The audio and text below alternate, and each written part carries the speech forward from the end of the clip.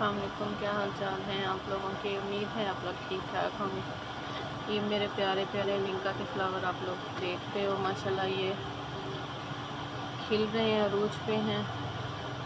सर्दियों में मैं कुछ प्लांट लेके आई थी विंका के और फिर उनको मैंने कटिंग कर दिया। परमानेंट प्लांट है, बहुत बड़ा ये लंबा चौड़ा प्लांट था, तो मैंने सर्दियों में इसको कटिंग कर दिया था। और अब ये देखें, कटिंग करने के बाद यहाँ नीचे से इसकी फिर जहाँ से कटिंग किया था वहाँ से फिर से इसकी ग्रोथ स्टार्ट हो चुकी है।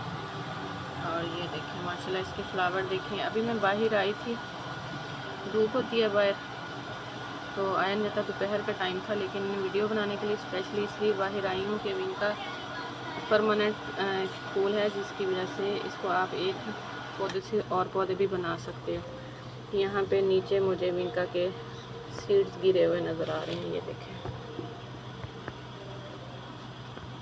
ये सारे विंका के सीड हैं। ये ख़ुद ब खुद गिरते रहते हैं और एक प्लांट से आप इसके ढेर सारे प्लांट्स बना सकते हो। मैंने इससे काफ़ी ज़्यादा प्लांट बनाए हैं। मैं 2 प्लांट लेके आई थी और अभी मेरे पास ये काफ़ी ज़्यादा प्लांट बन गए हैं। ये इस तरह की बकेट में लगा हुआ है, बिल्कुल लो केयर मांगता है। ये जिधर भी रख दो उधर ग्रोथ कर जाता है।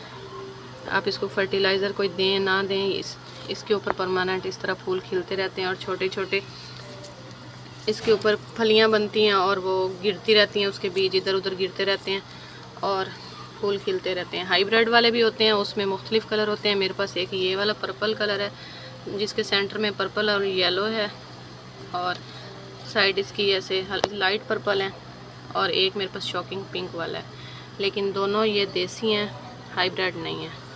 तो आप भी इस छोटे से इसको छोटे से पॉट में लगा सकते हो। बिल्कुल ये 50 रुपीज़ का नर्सरी से मिल जाता है। ले आएँ इसको और इसको ला के अपने घर की जीनत बना लें और फिर इससे आप नए नए पौधे बनाते रहें। अब ये मैं सीड कलेक्ट करके किसी और पॉट में डाल दूँगी, तो ये अच्छे से जो है वहाँ पे 4-5 पौधे और निकल आएंगे।